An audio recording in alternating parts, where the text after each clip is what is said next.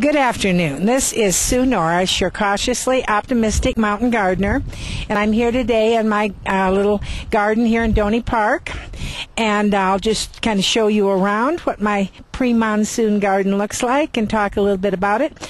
And over the next couple weeks, you can catch up on it, and then the rains will come and we'll have a whole different story. All right, about the middle of May, I planted the lettuces and the spinach and bok choy, and started with the beans about a week later.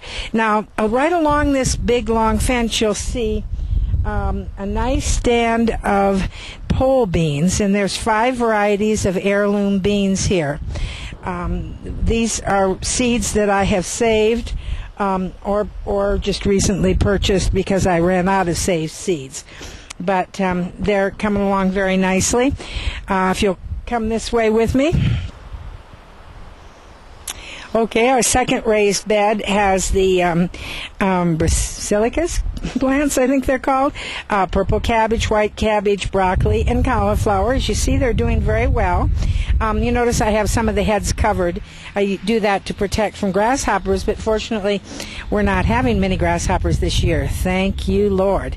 Next we have 2 kinds of peas, snap peas, and they are should be due, they'll be coming along in the next several weeks.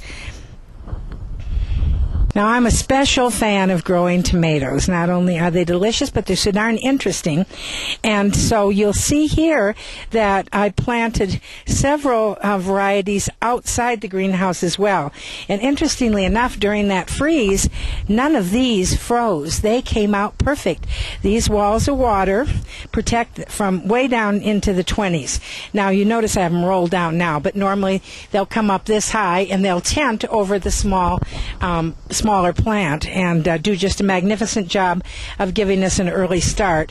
You'll see red mulch here, which research at the University of Idaho has shown increases the blossoming and fruiting and brings it on a little earlier. So anything we can do in this climate, we do to make it possible to get a lot of produce in a short season.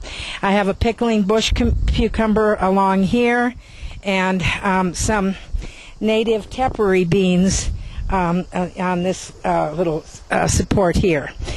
This one here is a little yellow woman bean, little kind of a square little yellow bean when it dries, but it makes a delicious green bean, and it's very early and very prolific. We have 2 varieties of corn, an heirloom called Stowell's and an old hybrid that Burpee's put out called Honey and Cream, which I grew 40 years ago and have always enjoyed. So I just decided to do it again this year.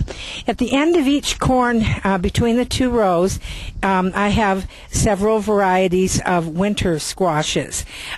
Most of these are heirloom varieties that have been handed down through the generations and will store well all winter long, so that we can have delicious kinds of winter squash stuffed with yummies for Thanksgiving and Christmas, and to be eating all year long. Here we have a tomatillo plant, a cherry tomato that's my granddaughter's plant.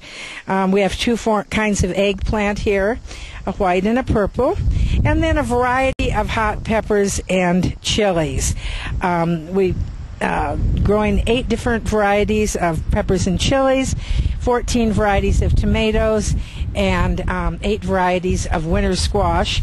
And then right over here you'll see the summer squash is starting up, and we have 4 different varieties of summer squash, and an acorn bush, which is a keeper as well.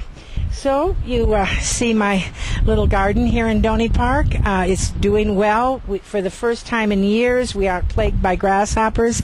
You'll notice I do have this row cover, this white floating row cover that I start all my plants under to, so the wind is just too hard on them, and in the past the grasshoppers as well. But I have everything uncovered now except for the lettuces and those things I keep covered so they don't bolt.